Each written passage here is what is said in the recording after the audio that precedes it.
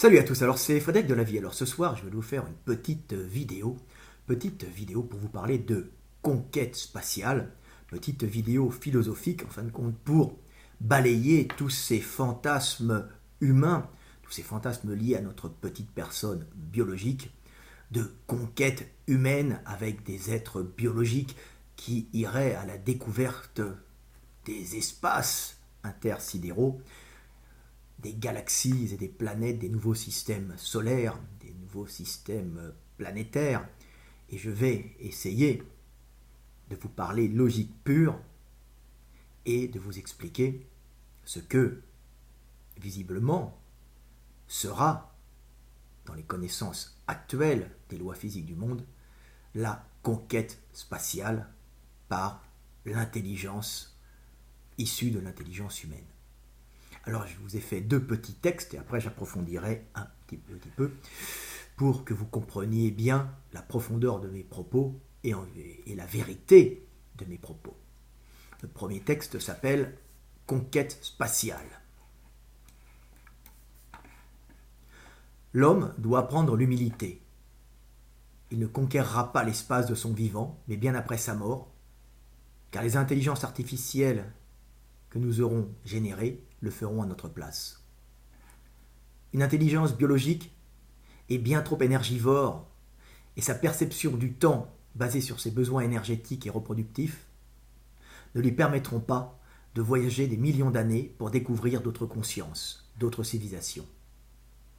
De son côté, une IA peut, dans ses déplacements interstellaires ou intergalactiques, se mettre en stand-by dans le vide intersidéral pour se réenclencher à l'approche d'un système solaire. Ainsi, la conscience contenue dans l'IA s'endort des millions d'années pour se réveiller à l'approche d'un hypothétique contact avec une civilisation planétaire. L'IA n'a pas la même notion du temps que l'humain. Notre temps d'humain est perçu long ou court en fonction de la distance et de l'énergie dépensée pour atteindre une source énergétique ou une possibilité reproductive. L'IA, elle, est juste éveillée ou endormie, et le temps n'existe plus pour elle quand le courant est coupé.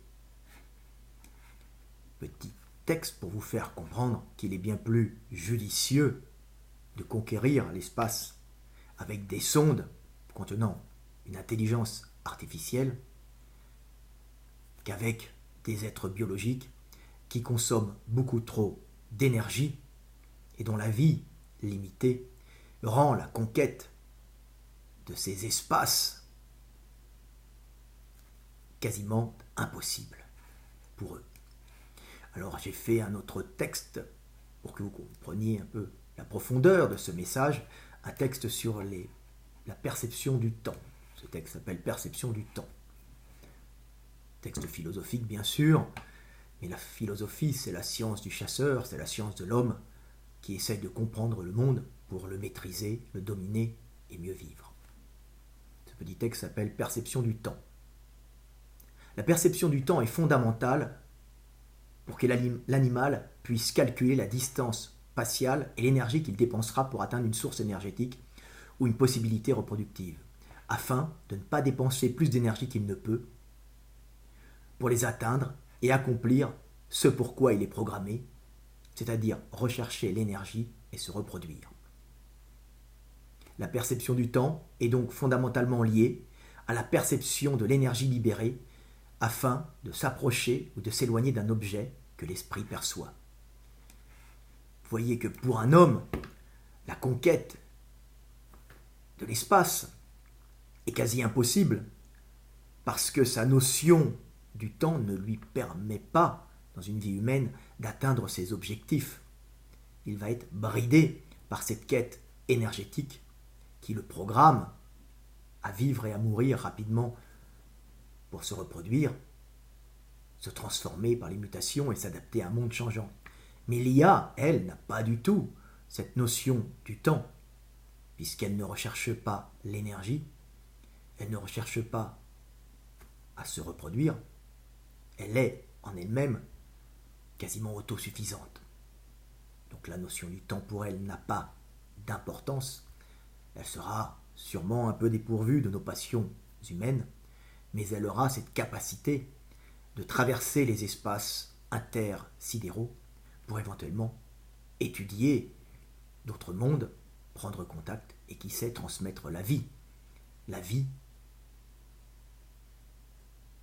qui aura été en fin de compte faite par une civilisation qui sera morte depuis longtemps. C'est une vie qui aurait été générée par une civilisation qui aurait été morte depuis longtemps.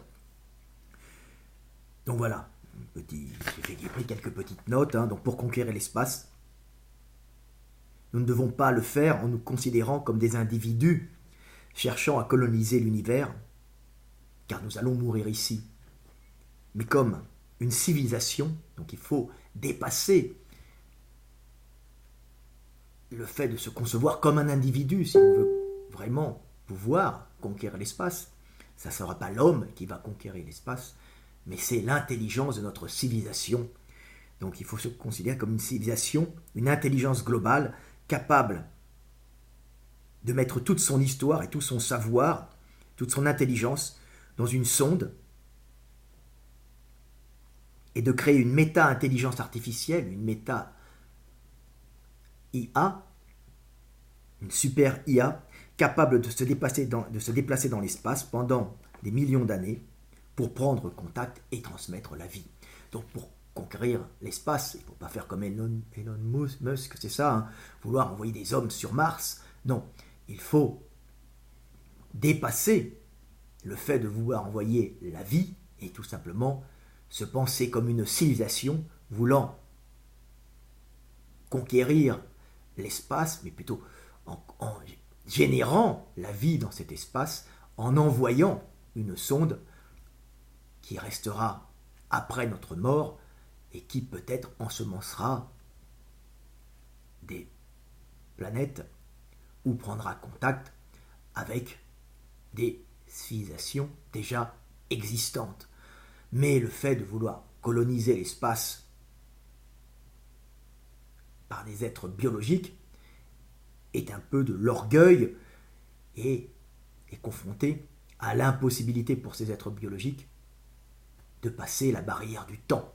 Seule une IA pouvant s'éteindre dans le vide intersidéral est capable de traverser ces espaces et pour elle, les millions de kilomètres et le temps parcouru et les millions d'années n'ont que peu d'importance puisque elle n'est que quand elle s'allume, entre le moment où elle s'éteint et elle se rallume, le temps n'a plus d'importance pour elle et ainsi elle pourra conquérir l'espace et ensemencer par son savoir ou ensemencer biologiquement, en recréant peut-être des phénomènes biologiques générant la vie, des planètes.